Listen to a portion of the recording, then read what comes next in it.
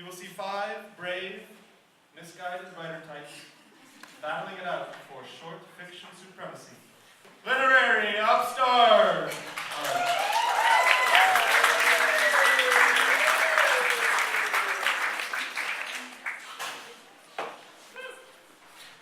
First up, reading her story is Anneliese, Downey.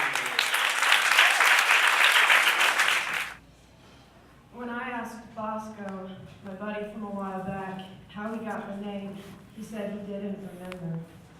His old high school skate crew or something. He had a green diamond tattooed on his upper arm. He had several tattoos. Most of them were beautiful, and some of them were stupid. I have a tattoo that I tried very hard not to let anyone see, even when I'm with a girl and we're naked. What I mean is, at all costs. Bosco means tree in Italian. This was some information hanging around in the back of my mind. That's all I knew. Though Bosco's last name was Thoreau.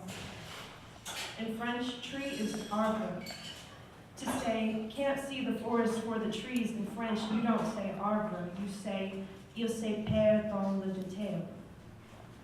When Bosco spoke French to his mom on the phone or to random tourists in Soho, I pretended to occupy myself with other thoughts until he quit talking, but really I felt like a thick layer of extra skin was creeping over me. I met Bosco through the guy who did my tattoo. I worked with the guy who did one of Bosco's tattoos. They invited him to a party. He knew some more guys I knew. They all kept their mouths shut, mercifully. We got pretty tight in a weird way. He had this anxiety thing he was sort of embarrassed about. Television made it worse, especially commercials for some reason. He never really fully told me about it, but we silently agreed that he knew I had noticed, and that I would never mention it one way or the other. So we just skated and got high and generally chilled the fuck out. There was a war on TV, and we didn't talk about that either. When I watched the news, I literally couldn't understand what was going on sometimes. You know what I mean? There were other things that frustrated me, like the time I took the train out to the Pine Barrens to skate an abandoned water drainage tunnel, huge, in the middle of a meadow, forest all around.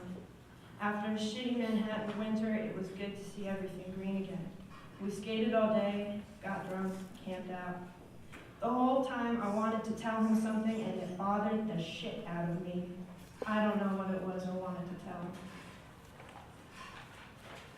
I was having a pretty bad time of it and kept maneuvering my body so that he would catch sight of that goddamn tattoo and finally ask what was up, but if he did see it, he never said anything. I'm not talking stupid bad tattoo like the stick and poke slice of pizza on Bosco's ankle. I'm talking bad tattoo, the kind you have to see in action to understand why I never have sex in well-lit places. Or most of the time, to be honest. That wasn't what I wanted to tell him, though. A little while after that, during the summer, he fell off somebody's roof at a party in his hometown, about an hour outside Baltimore. Drunk. One of those things that shouldn't happen. I knew he was leaving for the weekend. He didn't ask me to come, and that doesn't mean anything one way or the other.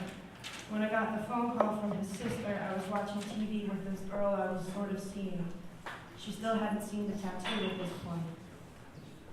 It wasn't the fall that killed him necessarily. It was hitting a tree on the way down. You might be surprised, but I got a lot better after that for a while. It was a hell of a funeral. I mean, Bosco knew some great people. And at the reception, when we were sitting around a bonfire getting drunk off our asses, exhausted from either crying or struggling to keep our shit together, I told everyone that Bosco meant tree in Italian. We all drank to it. About a year later, I was hanging out with some of Bosco's old friends at a bar, and we started buying rounds with a group of Italian guys. They all had very oily-looking eyes and very clean-looking teeth. When it came to me, I raised my glass and I told them about Bosco. They laughed. I'd been mistaken.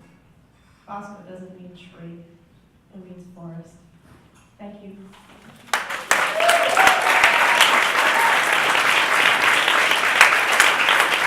Ladies and gentlemen, Downey.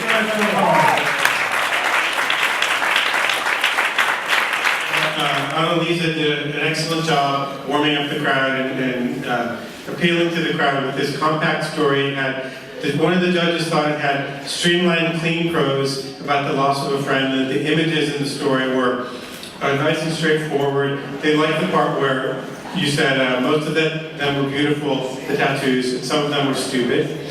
They also enjoyed a lot of the images, such as when another language was a thick layer of extra skin. Like another story tonight, it was a piece where the sex of the narrator wasn't immediately clear, or at least was opposite of the reader. That's also difficult to pull off, and we wanted to commend Anneliese on successfully doing that.